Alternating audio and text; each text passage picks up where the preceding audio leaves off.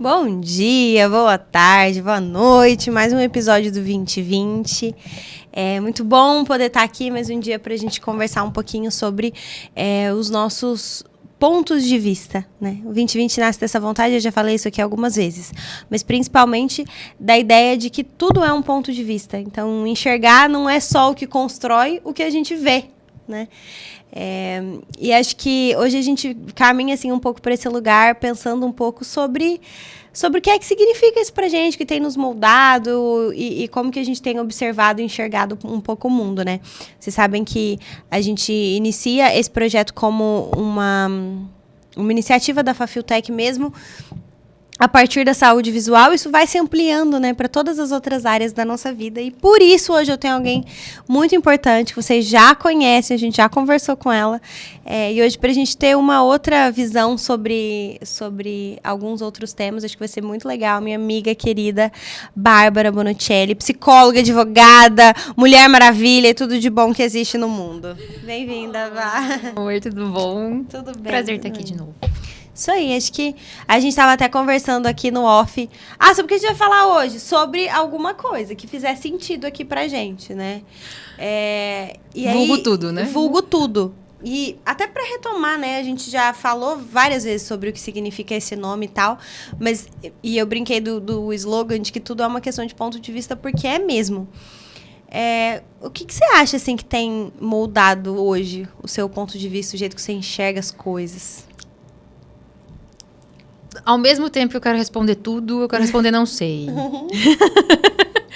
Porque, assim, é tanta coisa que eu não sei te dizer exatamente o que é. Maluca, mas né?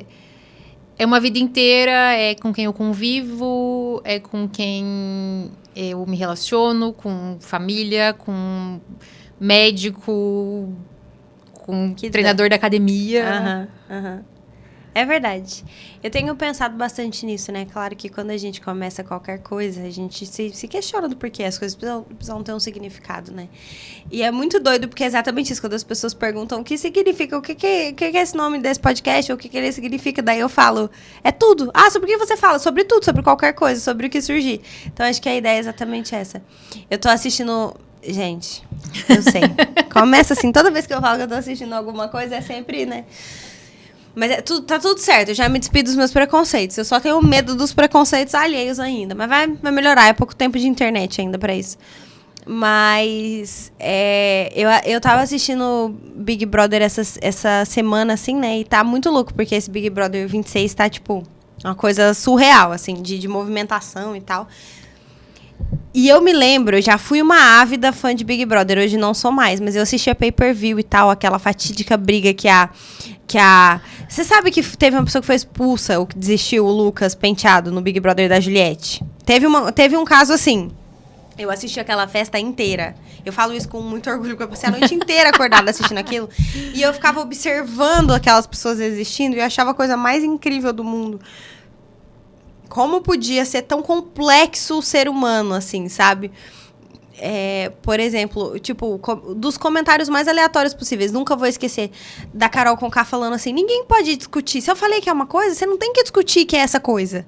Sabe? Claro, todo mundo bêbado, era uma festa. Mas eu fiquei pensando assim, e as pessoas achando aquela coisa mais normal. Tipo, realmente, ninguém pode discutir se eu dei uma opinião. Tipo, como assim, sabe? Mas vamos lá. Ao mesmo tempo que a gente deve debater, até onde a gente deve, porque aquilo é verdade pra ela.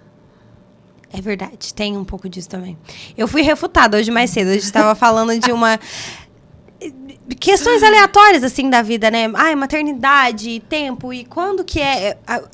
o famigerado dilema do seu caso, se eu compro uma bicicleta, né?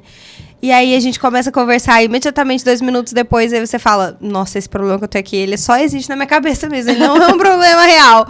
E aí o que a gente faz com isso, né? É uma questão de ponto de vista, porque na minha cabeça aquele é o maior problema que já existiu no mundo, né? Pois é, a gente tem... que nem a gente estava falando, a sua verdade. Uhum. Então, para uma outra pessoa, aquilo que você está vivendo talvez seja tão simples, mas para você é um mundo inteiro. Porque a sua vida tá ali, tá na tua mão, você tá vendo ela correndo. E a outra pessoa tá vendo só Só um Aquele pedacinho. pontinho. É verdade. Acho que a gente podia pensar um pouco nisso, assim. O que que você acha que você já viveu que, tipo, hoje você olha e fala, era isso? Tipo, de olhar e falar de uma coisa que você olhava e achava talvez tão grandioso que olhando em retrospecto você fala, caraca, mano, pra quê que eu tive essa preocupação? Eu dei tanta importância pra isso. Nossa, pra minha adolescência inteira, cara. Ai, nossa, que período complicado. Gente. Que dificuldade. Nossa, assim, ser adolescente é tenebroso. Mas, assim, todos os meus problemas de adolescente, tudo era infinitamente imenso. Era sobrenatural, era um peso imenso. E hoje eu olho e falo, nossa, gente, eu chorava descabelada porque a pessoa não me deu oi no corredor. E eu acho que isso torna a gente muito... Por exemplo, esse negócio que... Outra coisa muito aleatória, assim, da vida. Eu me lembro de ser criança e eu adoro água. Sempre gostei de piscina, de nadar e tal. E eu me lembro de ser criança e pensar assim... Eu não consigo entender como os adultos não passam todo o tempo que eles podem na piscina. Você já teve essa preocupação? Já pensou isso? Porque a piscina tá ali. Eu estou... de biquíni. Eu posso fazer o que eu posso passar horas na piscina. E os adultos simplesmente não faziam aquilo. Ficavam sentados na sombra só olhando. E aí hoje eu sou adulta. E daí às vezes as crianças estão nadando. E eu falo, ai, que preguiça de colocar o maiô. E que preguiça de... E aí eu fico pensando, em que momento da minha vida eu me tornei a pessoa que tem a preguiça de entrar na piscina ao invés da pessoa que quer passar o tempo todo na água. Cara, o que acontece, né? Em que momento a gente se torna isso que, em algum momento, pra gente, no nosso ponto de vista, não fazia o menor sentido? Não fazia. E, assim, é interessante a gente olhar pra trás e tentar entender o porquê. Né, assim... Por que agora a água não é mais tão importante? O que... Na verdade, ela ainda é muito importante, a ponto do esporte de sua escolha ser a natação. É verdade. Né? Agora eu voltei a querer ficar na piscina várias horas. Mas, assim, por que a água deixou de ser tão importante? Porque, pra mim, ela não deixou. Você ainda passa várias horas na piscina? Se eu pudesse, passava. Nossa, eu fico muito na sombra. Se eu pudesse, eu passava. Mas aí a pele não deixa, aí o sol não deixa, aí o tempo não deixa. Aí se eu pudesse, eu passava. Então, o que fez a água perder tanto sentido assim pra você? E mais que isso, na verdade, eu acho que várias outras coisas que a gente não consegue atribuir essa significância, né? Não sei, pensando aleatoriamente, mas claro que nenhum pensamento é aleatório por si só, mas a ideia, a gente falou da adolescência, né? Até o quanto a gente sai desse estado e, de repente, para de se reconhecer como algum dia adolescente. Porque você olha para o adolescente e fala, fui adolescente. Amiga, se eu engravidar hoje, eu engravidei na adolescência. Eu tenho 37. Medo de ficar grávida na adolescência aos 40 anos. Aos 40 anos, exato. Não saí da adolescência. Minha mãe diz isso, inclusive. Medo, é verdade. Você se enxerga como adulta? Porque às vezes eu olho e falo, cara, definitivamente não. Não sou. Sabe aquela ideia do adulto premium? O adulto Pro Max? É assim, putz, meu micro-ondas estragou. Ai, deixa eu ligar pra minha mãe e ver em qual eletrônica. Seu micro-ondas estragou hoje, não estragou? Estragou. E como que você vai resolver esse problema? Então, Conta eu vou pra perguntar gente. pra minha mãe, tal eletrônica ainda funciona? Ela mexe com micro-ondas, mexe. Inclusive, eu comecei a ir lá após disso. Então, eu vou levar lá essa semana. Mas até lá eu tenho que esquentar comida no fogão. Nossa, meu pai, eu juro, gente, eu não sei o que seria. E assim, meu pai, claro, ele já é idoso, mas assim, não é idoso. Ele fez 60 anos. Qual que é a diferença também entre a pessoa estar no direito da idade do ser idoso e de fato ser idoso? Porque eu não acho que meu pai é idoso. Mas ele já dirige devagar. E antes ele dirigia assim... Tipo, como se ele tivesse sempre atrasado para um compromisso. E detalhe, ele nunca estava atrasado para nada. Meu pai sempre foi muito pontual. Mas ele dirigia como se ele sempre tivesse atrasado para alguma coisa. E agora, por exemplo, ele já dirige mais devagar. Ele é tranquilo e tal. Mas assim, não é um idoso. Eu não olho meu pai e penso, idoso. Cara, meu pai tem 64 e eu acho ele mais jovem que eu. Pois é. Pois é. Mas aí mesmo ele agora, né, na teoria idoso, tipo assim... qualquer coisa da vida, eu pergunto pra ele. Tipo, eu tenho que trocar, não sei o que, não sei o que. É o seu adulto premium. Eu penso muito de carro, né?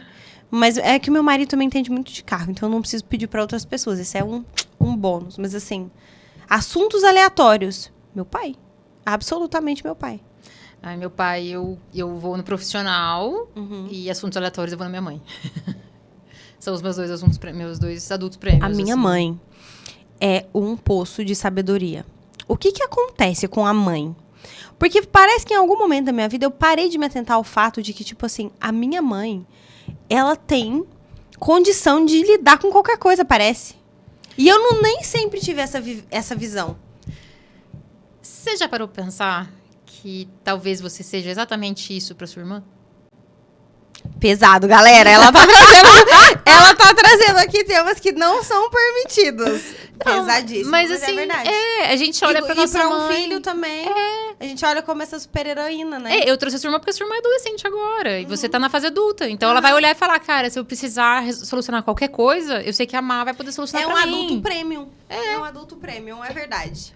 E assim, o mais engraçado é que a gente... Se alguém vier pedir socorro pra gente, a gente vai saber resolver. Só que a gente é inseguro demais pra resolver os nossos. Quando a gente precisa resolver alguma coisa, a gente vai e pede pra outra pessoa resolver. Porque a gente tá inseguro demais pra resolver os nossos. É verdade. É verdade. Quem é o seu contato de emergência quando... Ai, gente, problema... Olha que pergunta mais exclusiva e elitista. Mas assim, quem é o seu contato de emergência quando você compra uma passagem aérea? É um recorte. Nem todo mundo no Brasil compra passagem aérea. Estou ciente. Dito isso... Passagem de ônibus também tem que pôr agora. Tem? Eu ando de ônibus, nunca tive que colocar. Eu tive que colocar. Na última viagem que eu fiz, eu tive que colocar. Eu coloco minha mãe. A sua mãe. A minha mãe. Eu entrei numa crise um dia. Por quê? Preenchendo esse negócio. E aí eu falei assim... Eu sempre coloquei meu pai. Sempre. Porque a pessoa que eu mais achava, assim... Vai resolver qualquer problema. Super-herói, assim. Meu pai. Daí um dia eu falei... Gente, mas eu não vou querer preocupar meu pai com isso. E se acontece alguma coisa? Não vou. Não vou. E geralmente eu viajo sozinha, né? Não viajo com meu marido. E aí eu pensei... Acho que vou colocar... outra pessoa. E daí eu fiquei... Mas, meu Deus, como eu ouso fazer isso? Ele foi sempre o meu contato de emergência nas contas. Ou meu pai ou minha mãe, né? Mas na maioria das vezes o meu pai, assim... Gente, eu entrei em crise nesse dia. Pra mim, isso ainda é uma das coisas mais simples. Porque eu já fui casada e o Rafael nunca foi meu contato de emergência. Eu sempre coloquei minha mãe... Até hoje, assim... no celular lá tem... selecionar contato de emergência, porque aí você não precisa desbloquear para fazer a chamada, né? É meu pai e minha mãe. Eu ainda, se eu puder escolher, opto pela minha mãe, por, assim, o meu pai tem um pouco mais de dificuldade com lidar com o imprevisível. Então, se acontecer alguma coisa, eu acho que ele dá uma travada um pouco maior que a minha mãe. A minha mãe vai parar, e vai seguir. Não, preciso resolver isso, preciso resolver aquilo. Então, mas... Veio aqui agora, né? A gente falando de maternidade, porque já era uma coisa que a gente conversa. Eu tava conversando. Essa figura da mãe que resolve todas as coisas e que consegue resolver, às vezes também acaba sendo um motivo da gente olhar, quando decide ser mãe, por exemplo, e talvez não se vê apta, né? Porque a mãe sabe todas as coisas, sabe tudo. Então, eu não sei tudo. Como que eu vou ser uma mãe? Né? Mas vem também muito da cobrança social que a gente tem no papel da mulher, né? A mulher, ela tem que conseguir fazer tudo. E ela tem que conseguir fazer tudo sozinha. Porque a gente não sabe se a gente vai ter um homem adequado do nosso lado, no final das contas. Porque, assim, a gente namora... Eu até tava conversando com uma amiga minha, ela falou, cara, quando a gente namorava, ele era perfeito. A gente casou e desandou.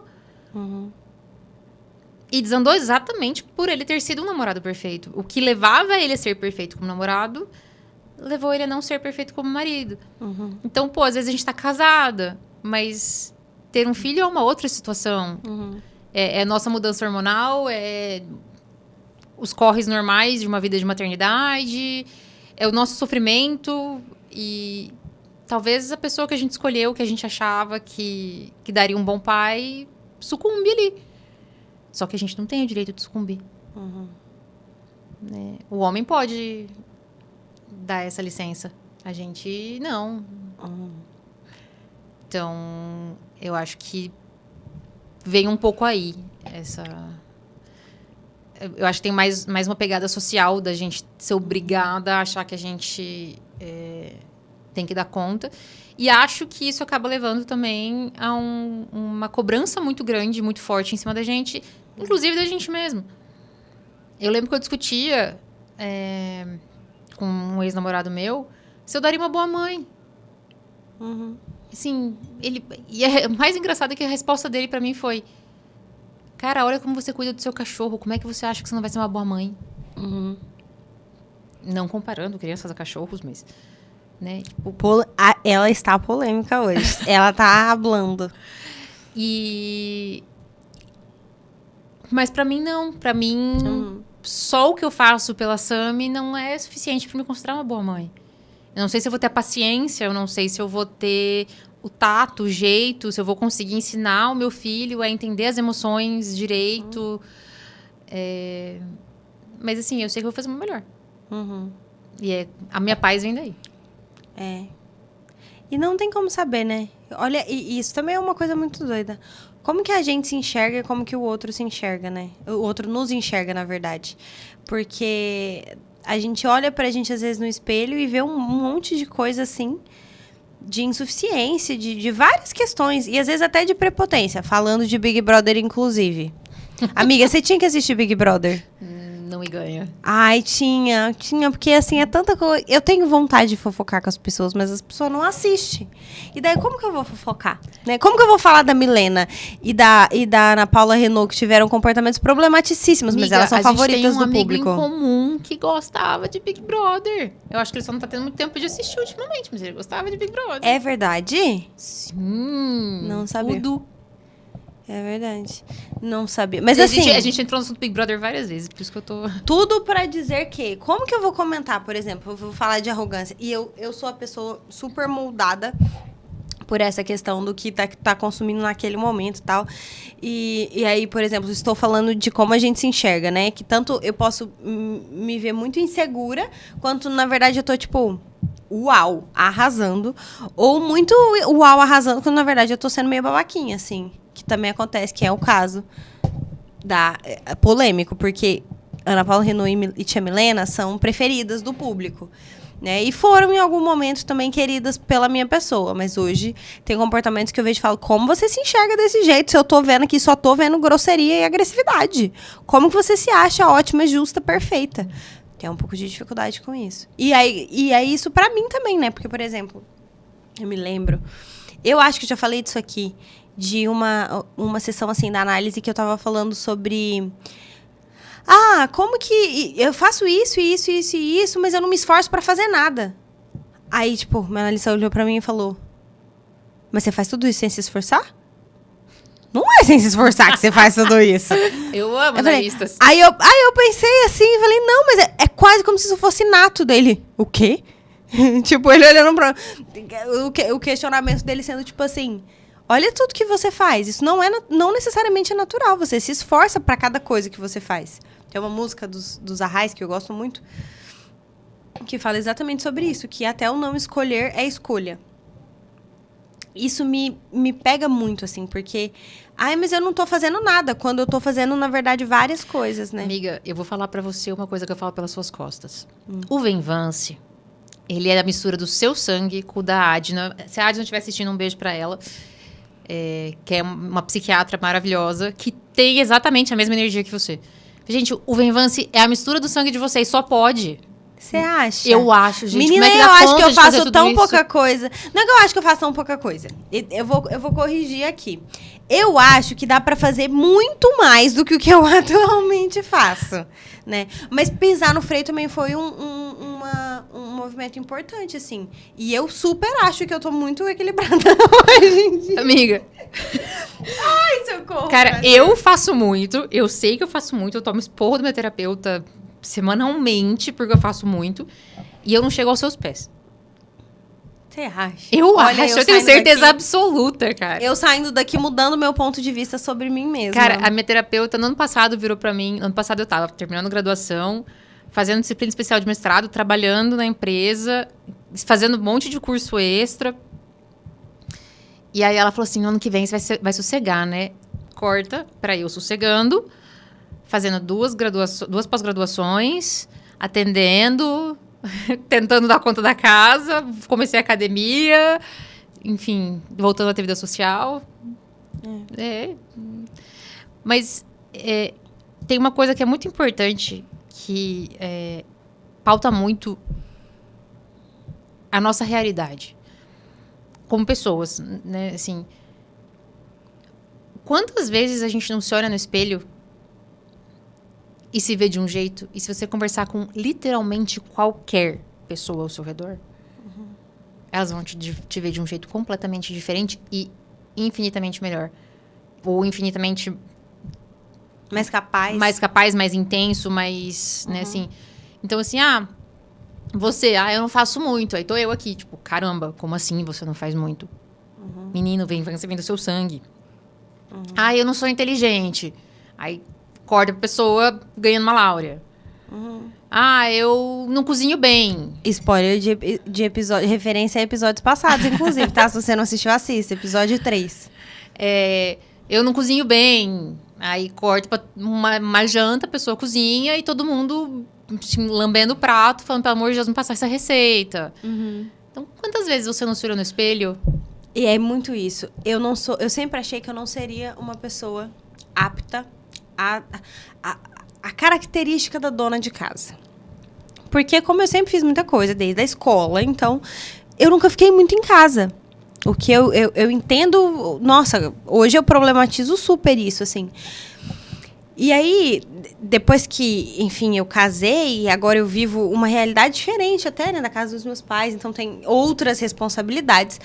De vez em quando eu começo a cozinhar alguma coisa, eu invento de cozinhar alguma coisa. E no começo era sempre muito intragável. E eu tenho muita dó de quem era obrigado a comer. Porque eu tenho noção de que eu já fiz umas coisas assim muito difíceis. Muito salgadas, muito duras. Sabe? Com açúcar ao invés do sal. Uma vez eu acho que eu fiz uma torta que era pra ser, tipo, de frango, mas eu fiz com a massa doce. Tipo, umas coisas muito absurdas. Amiga, teve uma vez que eu fui fazer um bolo. Tadinho do meu irmão, gente. Meu irmão sofreu da minha mão. Eu fui fazer um bolo pra ele e pros amigos dele. Aí, depois de eu ter colocado todos os ingredientes, eu percebi que eu coloquei o dobro de óleo. Nossa! Aí eu fui e coloquei todos os ingredientes dobrados, mas não tinha farinha suficiente pra dobrar. Gente, virou minhaca aquele bolo e ainda fiz ele comer. Nossa, que dó. Não, eu não faço comer. Eu já sirvo pedindo desculpa e falo, olha, eu entendo se tiver ruim, não precisa comer, tá? Adolescência. Mas aí, exatamente, mas aí ultimamente eu tenho feito algumas coisas e eu tenho o costume de quando tem semana de corrida, de Fórmula 1, são 26 corridas no calendário em 26 cidades ou 26 países diferentes, né? A maioria são em países diferentes. Acho que agora não tem mais nenhum país que repete. Então, eu tento fazer alguma coisa daquela culinária. Ou eu tento comprar, quando eu não... Tipo, se é uma coisa que eu sei que eu não vou conseguir fazer. Aí, esse ano... Eu fiz isso o ano passado inteiro. E esse ano, eu fui começar. Daí, na Austrália, eu tinha feito um caramel slice, que é uma sobremesinha, assim, com base de caramelo salgado. Esse ano, eu falei, não, vou fazer uma diferente. Só que eu ainda não tinha... Eu não tinha vencido... Eu não tinha aprimorado a técnica da primeira sobremesa. Eu simplesmente passei para a próxima, que eu tenho esse problema. E aí eu fui fazer uma pavlova. Amiga, ficou absurdo de bom. Tipo, foi um negócio assim... Eu fiquei inacreditável. E é muito demorado. Eu não sou uma pessoa com muita paciência para as coisas em geral. Eu acho que eu quero que as coisas vão mais rápido. Como que eu vou agilizar esse processo e tal? E aí, tipo, a pavlova, você tem que ficar batendo aquele merengue infinitamente. E eu fiquei ali... Tudo bem que eu... Ó, nada é perfeito. Quando eu estava fazendo isso, eu também estava fazendo pudins. 2, porque era aniversário do meu pai. Ao mesmo tempo em que eu estava fazendo a pavlova. É claro que os pudins não deram certo, porque... O ser humano tem limitações. Por mais que eu me recuse a acreditar e aceitar que eu tenho limitações, eu tenho. Então, a pavlova ficou perfeita. Eu provavelmente vou fazer e repetir, porque eu me senti muito confeiteira. Quem precisa de pudim quando tem pavlova? Não, esculacha também, que pudim é a sobremesa unânime do universo. Mas, amiga, você deu conta de um negócio muito mais difícil que um pudim. Não mais gostoso, mas mais difícil. Pô. Fique claro, pudim eu sou do time pudim pra sempre.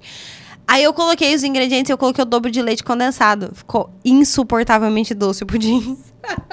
Incomível. E a gente... Nossa, uma vergonha. Mas a pavlova ficou muito bem, muito bonita e tal. E eu fiz 2 tortas de frango. Que ficaram assim também... Com a massa salgada, né? Com a massa salgada dessa vez, que fique muito claro, não era com a massa doce.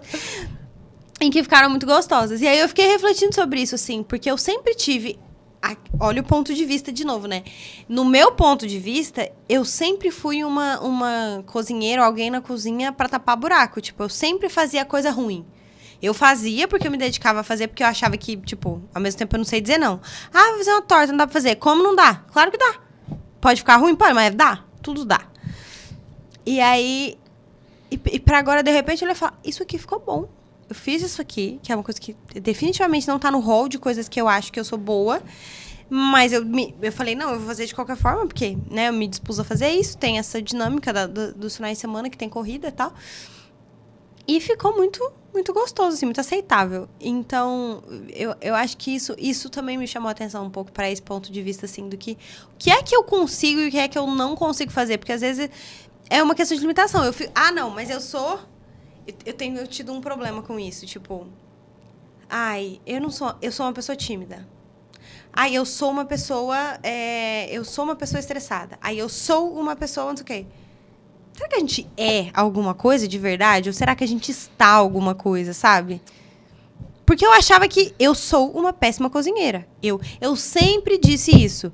Eu não sou boa, mas eu sou esforçada. Eu faço. Eu não sou boa. Mas aí, de repente, eu fui fazendo coisas e eu achei, não, isso aqui é bom. Mas será que eu sou boa? Entende o Mas eu acho verbo que ali, né? Existe o ser alguma coisa no sentido de personalidade e o ser que é treinável. Então, assim, cozinhar é algo treinável. Uhum. Mas você acha que o ser de personalidade muda? Não muda, quer dizer? Eu acho que você aprende formas de lidar com alguns traços. Então, por exemplo, por incrível que possa soar pra muita gente, eu sou tímida. Mas você conversa com todo mundo, você faz amizade super fácil. Sim. E me exponho muito também, mas eu continuo sendo tímida. Isso continua me custando muito. Mas eu tenho habilidade social e isso é possível se desenvolver. Então, mas isso não vai mudar o fato de eu ser tímida. Uhum. Entendeu? Mas eu acho que, assim, há certas atividades, como o corpo, são treináveis. Mas personalidade, eu acho que ela já é um pouco mais... Um pouco menos maleável. Você aprende a contornar, mas você não dobra. Entendi. Pode ser. Não sei, eu tô num momento de revisitar todas as características, as que eu achava inatas, né? Como eu sempre falo, e as que eu acho que podem ser treináveis, assim. Não sei. Apesar de que, por exemplo, tem algumas coisas que eu penso, né? A gente tava falando disso. Caráter, por exemplo, ou aquilo que a gente tem como valor e tal, de uma pessoa, valores morais, essas crenças, assim, é difícil treinar, ou não dá pra treinar, né, na verdade, porque a pessoa não vai mudar. Mas aí, ao mesmo tempo, será que não muda mesmo? Existe esse imaginário do tipo, pau que nasce torto nunca se endireita, mas aí também, o que é a vida se não existe, se não é movimento também, né?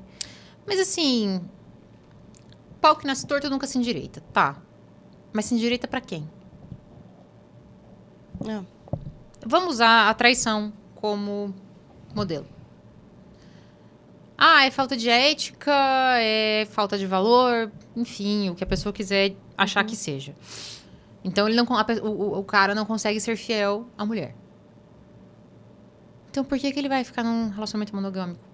Pronto, acha uma parceira que aceita um relacionamento aberto. A poligamia...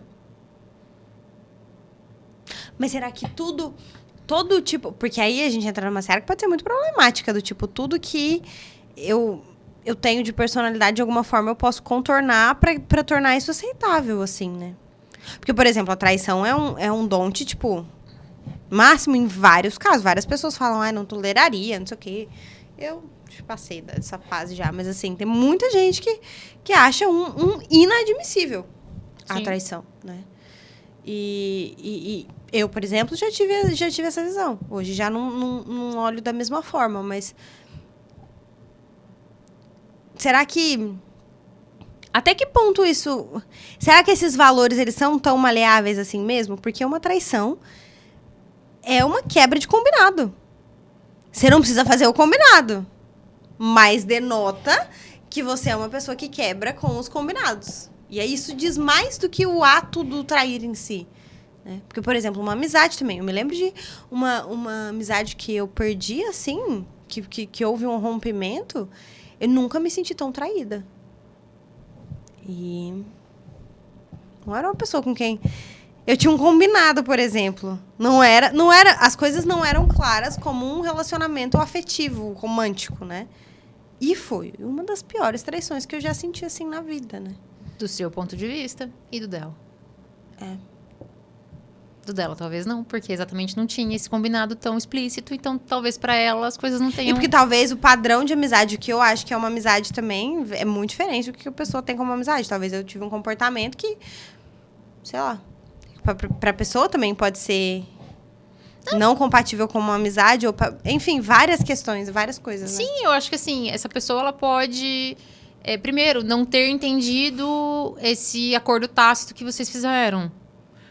Eu adoro essa palavra tácito. Herança do direito. Nossa, eu amo essa palavra. Eu acho ela incrível. Heranças do direito. Então, assim, pode ter um acordo que pra você ficou muito claro, mas pra essa pessoa não ficou. Pode ser que ela talvez não dê valor não dê o mesmo peso a isso que você deu. Né?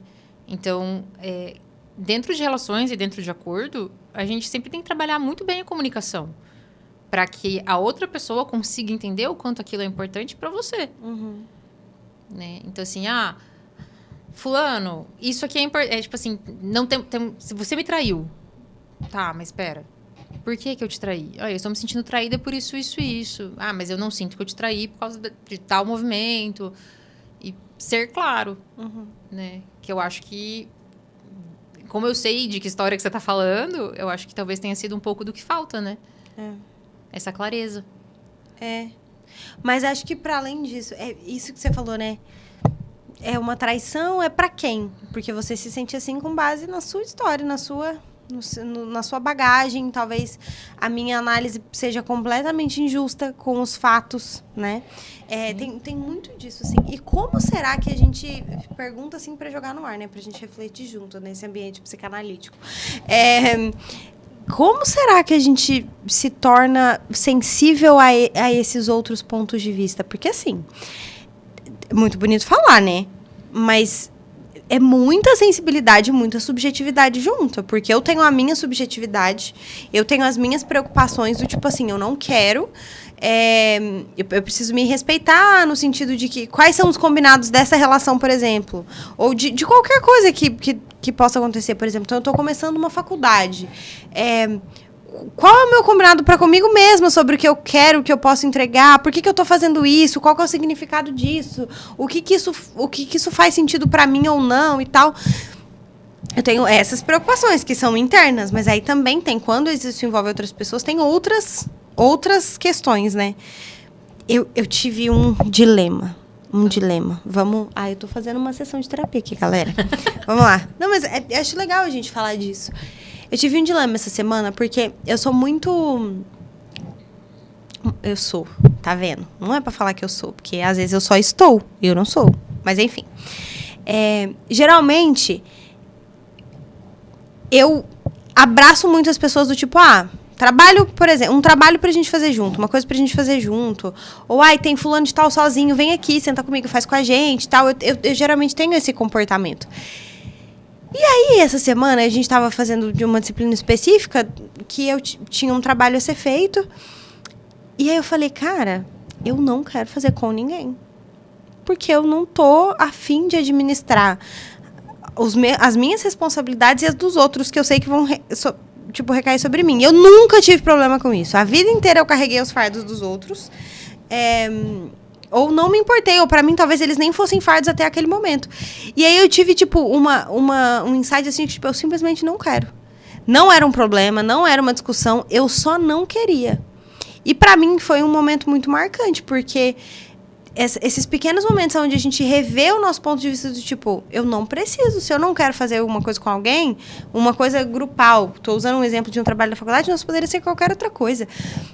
Se eu não quero fazer, eu posso simplesmente não fazer. Eu posso revisitar o porquê que eu tenho em mim essa crença de que, não, tem que abraçar, tem que fazer com a galera, tem que ajudar e tal, né? E não que não tenha ou que isso não seja importante, mas revisitar mesmo esses conceitos para dar uma mudada na lente, sabe? Eu acho que um dos motivos... Hoje em dia não tá fácil essa empatia toda. A gente sabe que o mundo tá um tanto quanto escasso de empatia. Mas o porquê que diabos a gente tem que ser empático o tempo inteiro?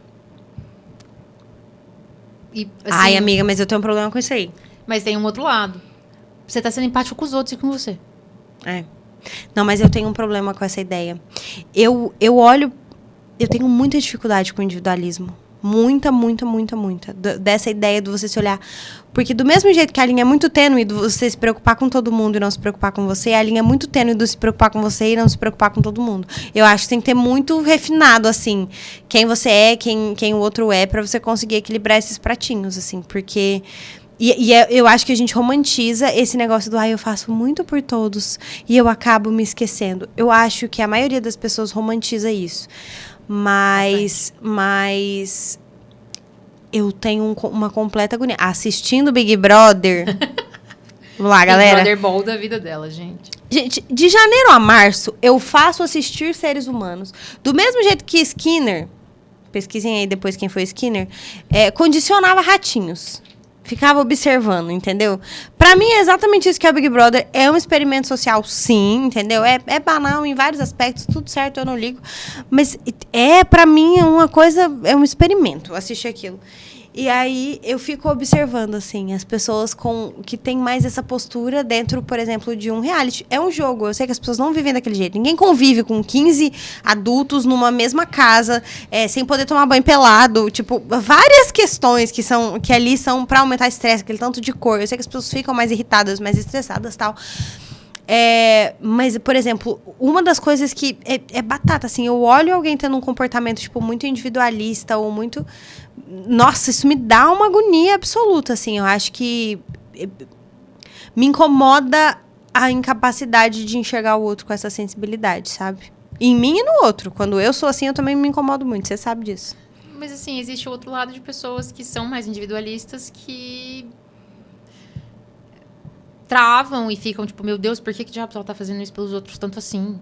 Ela tem que pensar nela. Então tem outro lado também. Pessoas que já são mais individualistas que você, que ficam impressionadas e, assim... eu não tô nem achando a palavra, mas assim... incomodados com tanto altruísmo, com tanta empatia. Não, eu tenho um problema master com isso, assim, em mim e nos outros. Eu sou o tipo de pessoa... O meu excesso, eu acho que vai ser sempre o da empatia ao extremo, assim. A não ser que eu não consiga, né? Eu tô tentando equilibrar esse pratinho. Eu preciso aprender a impor um pouco mais o meu individualismo, exatamente porque eu sempre fui demais pros outros. Acho que eu preciso olhar pra dentro um pouco. Meu analista vive dizendo que é possível você dizer não e impor limites e ainda se preocupar e amar as pessoas e cuidar das pessoas. Eu acho que ele tá mentindo pra mim. Sendo muito sincero, porque eu até hoje não vi isso acontecer. Pra mim, e é muito sério, eu falo isso pra ele, inclusive. Pra mim, eu ainda tenho muita dificuldade. Dizer sim pro outro é dizer não pra mim. Dizer não pra mim é dizer sim pro outro, sabe? Essa dificuldade do... eu tô impondo um limite e esse limite é saudável e eu não tô querendo que a pessoa se lasque. Eu ainda tenho dificuldade em olhar pra esse lugar, assim. Mas se você tiver o diálogo, vamos colocar numa relação, né?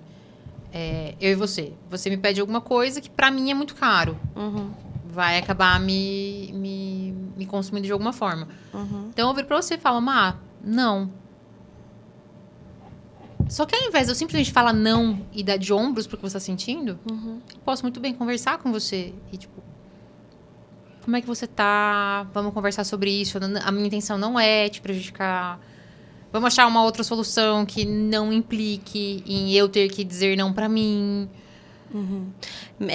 Mas assim, e tudo certo, mas acho ainda muito no campo das ideias.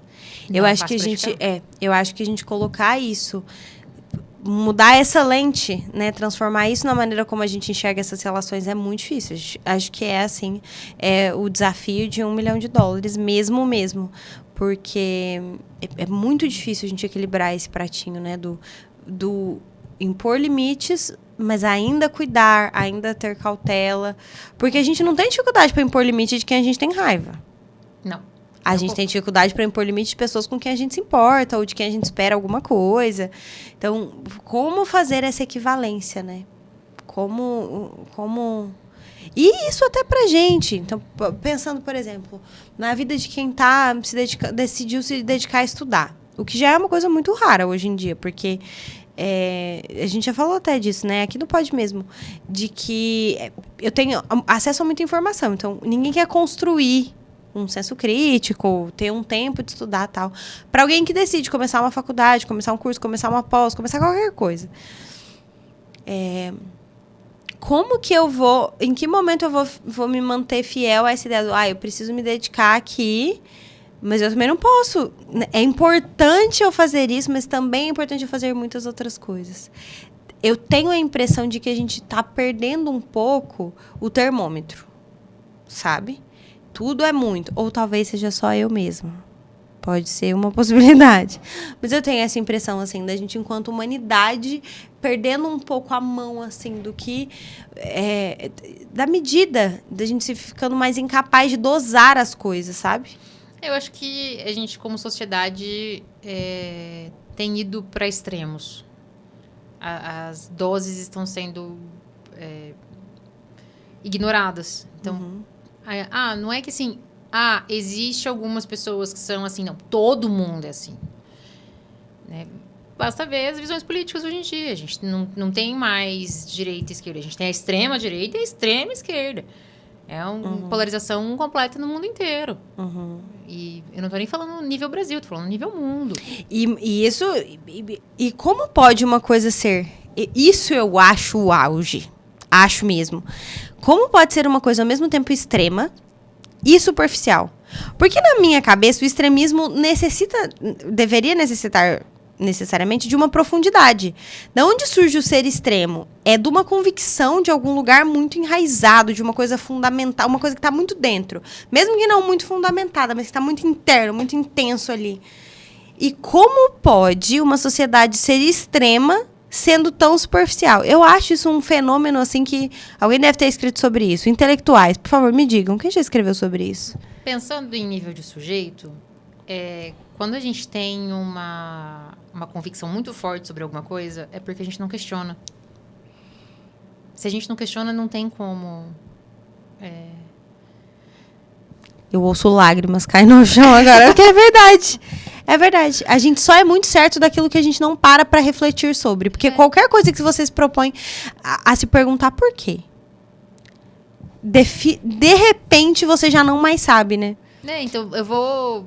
Assim, eu sei que voltou a não ser unânime mais hoje em dia, mas vamos pensar na época em que a Terra era plana. Até que alguém parou e pensou, tipo... Mas, cara... Mas certeza? E se ela não for? Tem certeza? Vamos fazer um teste. Então, a partir do momento que a gente questiona alguma coisa, o extremismo tende a dar uma amenizada. E aí começa a inclusão de novos pontos de vista. E como que a gente desenvolve isso, né? Como que a gente se questiona de alguma forma? Muito difícil isso. Porque é muito confortável o nosso lugar de saber, né? Porque, por exemplo... Vamos falar de Big Brother de novo. Terceira vez aqui. Não, mas é muito confortável pra mim, por exemplo, definir alguém que eu gosto. E aí, de repente, eu vou usar qualquer corte, qualquer coisa que eu assisto no pay-per-view pra justificar as ações dessa pessoa. Funciona pra religião também. Eu decidi que... Vou usar um exemplo mais esdrúxulo, assim, pra gente não tornar isso uma pauta relativa... realmente. Mas, sei lá, é proibido ter cabelo azul. Tenho eu cabelo azul. E aí, tudo que eu vou... eu vou, por exemplo, me apoiar na minha religião para, de alguma forma, justificar que é proibido ter cabelo azul. Ou o contrário, né? Só pode ter cabelo azul. E aí eu vou me apoiar em qualquer contexto, qualquer pedaço de realidade que justifica minimamente essa opinião para reforçar essa coisa que eu já acho na verdade, né? Então, por exemplo, e isso eu me questionei muito, porque eu passei por uma... Olha aí, gente... As pessoas devem achar muito engraçado, né? Eu me acho um pouco engraçada, porque eu tiro muitas... Eu faço muitas reflexões de coisas muito aleatórias. Mas... falando da tia Milena e da Ana Paula Renault, as preferidas do Big Brother, elas têm comportamentos muito parecidos. E eu, em algum momento, me vi achando o comportamento da Milena... Hoje eu sei que existem diferenças, assim, um pouco mais nítidas. Mas... achando o comportamento da Milena mais inaceitável e agressivo do que da Ana Paula. Detalhe, a Milena é uma mulher preta. A Ana Paula é uma mulher branca, loira. E eu comecei a me refletir um pouco sobre isso, sobre as visões de... O que é a agressividade de uma mulher branca, pra mim, quando eu tô assistindo, e o que é a agressividade de uma mulher preta. Como que eu enxergo isso diferente? Claro, né, entrei em crise, fui me organizar ali com aquelas ideias. Mas o quanto isso demanda... uma capacidade de você se questionar, porque não é exatamente confortável você falar, principalmente quanto mais informação a gente tem, eu falo, nossa, será que eu tô sendo racista aqui? Mesmo que esse racismo seja um racismo estrutural, não é uma coisa, claro, não é uma coisa intencional, não é uma coisa que eu quero, é parte da minha construção, literalmente, é estrutural, é cultural, é social, então, existem essas explicações do porquê eu enxergo dessa forma. Mas não é confortável você olhar para si mesmo e pensar, será que eu sou racista? Ou será que esse comportamento, né? Porque talvez, de novo, usar o verbo ser, talvez não encaixe muito bem, né? No inglês, o to be pode ser ou estar. Então, acho que talvez ali faça mais sentido. Mas será que eu fui? Será que esse comportamento foi preconceituoso de alguma forma? E eu tô falando aqui de racismo, mas poderia falar de 1 milhão de outras coisas. É desconfortável você se colocar nesse lugar para ampliar o seu ponto de vista, né? Mas eu acho que é exatamente por isso que a gente está migrando para extremismos. Uhum. Porque... Por que eu tenho que enfrentar o desconforto? Pelo outro? Mas o outro não está enfrentando o desconforto por mim. Uhum. Pelo menos eu acredito que não. Não tá. E dentro da minha crença, eu estou certo. Então eu não vou. Simplesmente não vou. Isso é muito interessante, porque também eu li em algum lugar, agora eu já não lembro onde, falando sobre o convite, né? A missão que Jesus dá para os apóstolos para os discípulos apóstolos, depois que ele ressuscita, tal, que eles se encontram ali na praia, e ele fala sobre fazer discípulos, tal. E o Bibo, Rodrigo Bibo, fala que o convite de Jesus, ele é um convite para carregar uma cruz, né? Mas que não é para carregar uma cruz que é para você. Porque Jesus na cruz carregou a cruz e morreu por outras pessoas. Então, o convite de Jesus é para que você carregue os fardos e os pesos por outras pessoas também. Então, essa ideia do fazer discípulos ou de amar as pessoas, né, como você deve amar a si mesmo, não é um convite para a individualidade, é um convite para a coletividade. Mas, para isso, você precisa necessariamente estar aberto a se questionar, estar aberto a olhar para o outro, a pensar, será que isso aqui não foi racista, por exemplo, né? Ou será que isso aqui não foi extremista? Será que eu não estou invalidando tal e tal vivência? Será que eu não estou sendo intolerante com adolescente? Eu já fui adolescente, né? Igual a gente estava pensando. Então, acho que isso faz muito, muito, muito, muito sentido, assim, de a gente analisar mesmo para a gente poder ampliar esse ponto de vista e ter uma visão mais contextual, de alguma forma, sabe? Que enxerga realmente as pessoas. Que difícil é a gente enxergar mesmo o outro, né? Eu acho que está sendo difícil a gente enxergar o outro e a gente enxergar a gente. Uhum. Eu acho que, apesar de tudo, estamos refletindo no outro aquilo que somos. Uhum. Então, o porquê que eu durante muito tempo de análise, a minha terapeuta falava que eu era muito boa e muito ingênua. Mas por que eu era boa e ingênua? Porque eu via nos outros a mesma bondade que eu tinha. Uhum. Então, você vê nos outros aquilo que você tem.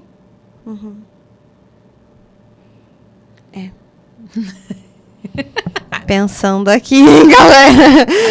Tô aqui realmente trocando umas ideias comigo mesmo. Mas acho que é muito isso. Porque a gente não consegue olhar com outros olhos, né? A maneira como eu me enxergo é a maneira como eu enxergo o outro. Se eu vejo o outro de uma forma muito problemática, comentários muito ácidos, de alguma forma isso também reflete a maneira como eu olho pra mim e pra várias outras coisas, né? Sim. A forma com que você se enxerga acaba sendo... E é até assim, eu tento, hoje em dia, me pautar muito nas minhas relações com isso. Tipo, o que a pessoa fala, como ela age, quem ela vai me dizer quem... Tipo, a forma com que ela me trata, com que eu vejo que ela trata pessoas que ela não conhece, o garçonete do restaurante, sabe assim, pessoas que não são da rotina dela, vai me mostrar exatamente quem eu é. Porque uma hora ela vai mostrar essas mesmas garras pro meu lado. Uhum. A Maísa, sabe a Maisinha, do Silvio Santos, dos Cachinhos? Ela fala em uma entrevista que ela tem uma melhor amiga desde a infância e que elas vão pra todos os lugares juntos. E aí elas vão em festa, evento de patrocinador, um monte de coisa. E ela vai com a amiga, e geralmente a amiga vai na frente. E ninguém conhece a amiga dela. Chama Júlia, se eu não me engano. Ninguém conhece a amiga dela. Então a Júlia vai na frente nos lugares e, assim... E a maneira como as pessoas tratam a Júlia, que depois, claramente, a Maísa vai saber, elas são melhores amigas, determina que tipo de proximidade a Maísa quer com essas pessoas. Porque ela é uma figura pública que, por algum motivo, tem alguma coisa ali que as pessoas esperam dela. Enquanto a amiga, não. É uma pessoa que, por mais que, enfim, seja amiga da Maísa, ela não é uma figura pública. Ela vive uma outra vida. E aí... Como que as pessoas vão tratar ou que relação elas vão estabelecer com a amiga, que tipo de gentileza elas vão mostrar, que tipo de empatia elas vão mostrar. Isso determina super como a Maísa vai querer ou não se relacionar com essas pessoas. E eu acho isso incrível, assim. Maravilhosa. Assim, ela faz um experimento social pra saber com quem se relacionar, né? Uhum. É um pouco triste pra amiga, mas... Mas acho que a amiga também é super consciente, assim, de que ela não é famosa, não é o caminho que ela decidiu seguir. Então, ela sabe que ela tá ajudando uma amiga dela, então. Exatamente. E eu acho isso muito bonito, assim, porque eu tenho muito essa questão, assim. Eu não quero... Eu quero sempre ser a pessoa que você trata pior. Sempre. Porque eu vou saber exatamente como você trata a pior pessoa que você trata. E a partir daí, a gente pode pensar em como estabelecer relações. Eu sou muito chata com isso. Mas eu acho que, de alguma forma, também é importante para fortalecer, de novo, as minhas crenças, né? Do meu ponto de vista. Tá bem legal. Gente, passou muito rápido. Eu acho que essa foi a conversa que passou mais rápido, assim, até agora. Eu tô gostando. Acho que a gente pode se encontrar muito mais vezes. Eu acho, inclusive, que a gente deveria ter um espaço para perguntas aqui. Acho justo. Acho justo, né? Vamos vamos perguntar pra galera algumas coisas que elas gostariam de saber. Então, quadro de conselhos. Vamos dar um nome. Você que tá assistindo no YouTube, no Apple Podcasts, agora a gente tá no Apple Podcasts. Olha. No YouTube, no Apple Podcasts, no Spotify. Comenta uma pergunta aleatória qualquer que você quer que a gente responda sobre relações, sobre pontos de vista, sobre psicologia, sobre Big Brother. Eu respondo. Definitivamente ela responde. Eu definitivamente respondo Taylor Swift e Fórmula 1 também. Dependendo do que for, eu consigo. Se não conseguir, eu tenho conhecidos que vão me ajudar, tá bom? Mas acho que a gente pode fazer isso. Deixa sua pergunta em algum lugar, comenta. E a gente provavelmente também vai abrir uma caixinha no Instagram pra poder trocar uma ideia e saber um pouco mais sobre o ponto de vista de outras pessoas.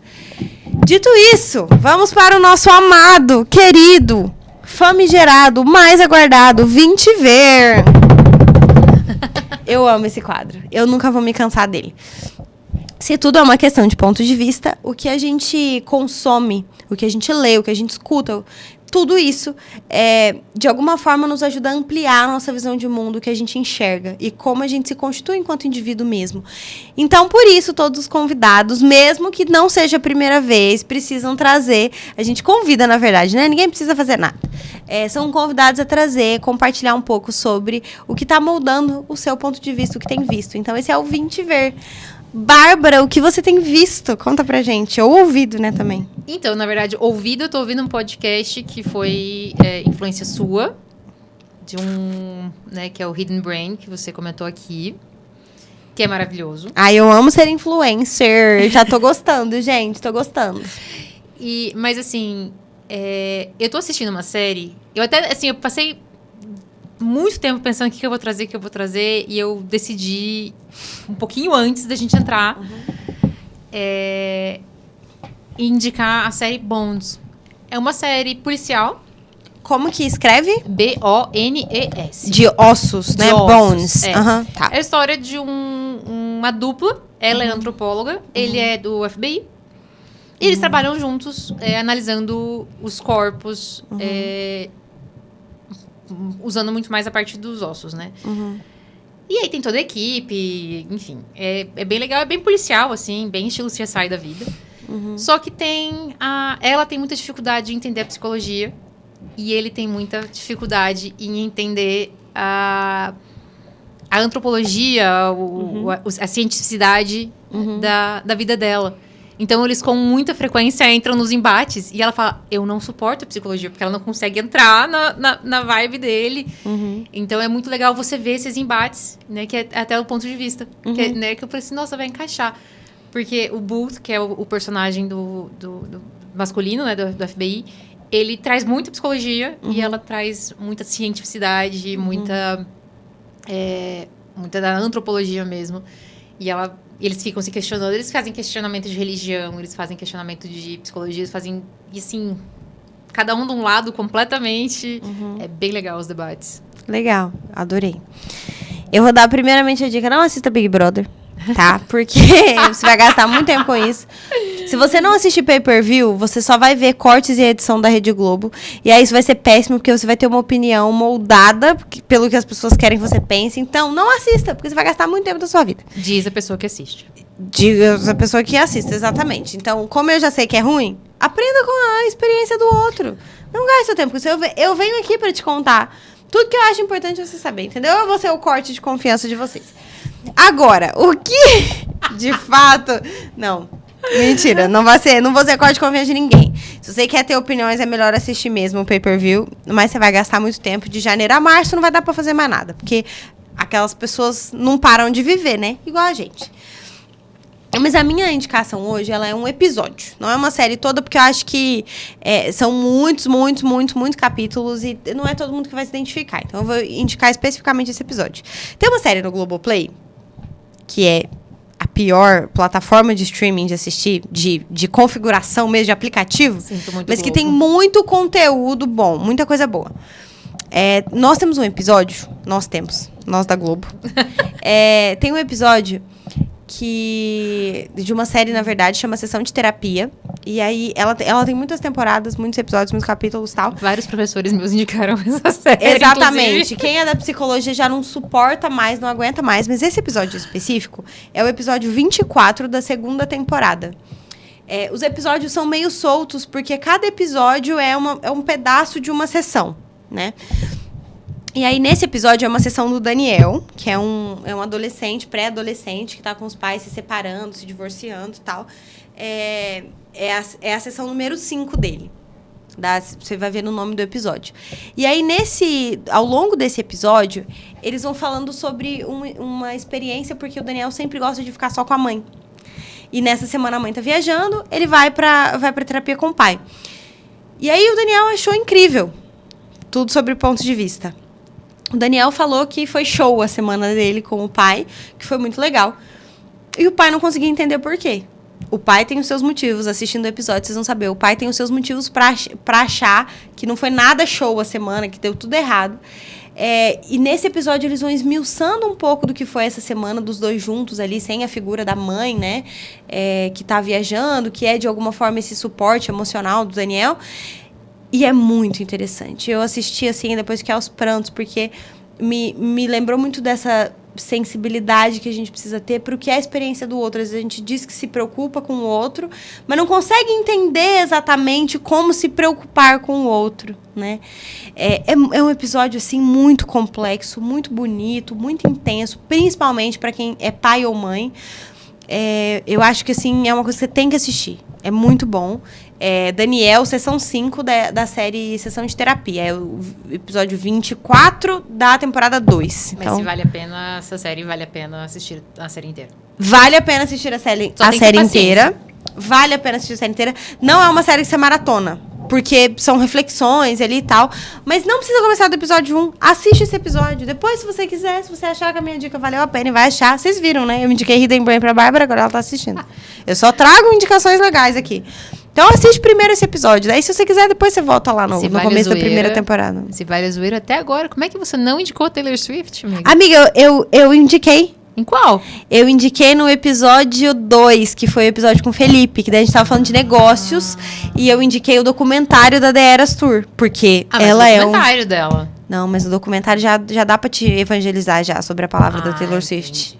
Mas assim, na dúvida, gente, escuta a Taylor Swift. The Life of a Showgirl lançou em outubro do ano passado. Excelente. Oh, é o ápice do pop, entendeu? Todo mundo ouvindo All that time. Na. Tá vendo? Não posso cantar porque é direitos autorais. Mas assim, escuta de Taylor Swift. Essa é sempre a minha indicação. Essa é a indicação, tipo, que todo mundo já sabe. Mas é isso. Muito obrigado, Bá, por estar aqui. Obrigada pelo convite. A gente se vê em breve, espero eu, podendo responder algumas perguntinhas aí sobre o ponto de vista do pessoal. Mas foi um prazer estar com você. Obrigada a você que nos acompanhou. E até a próxima. Tchau, tchau.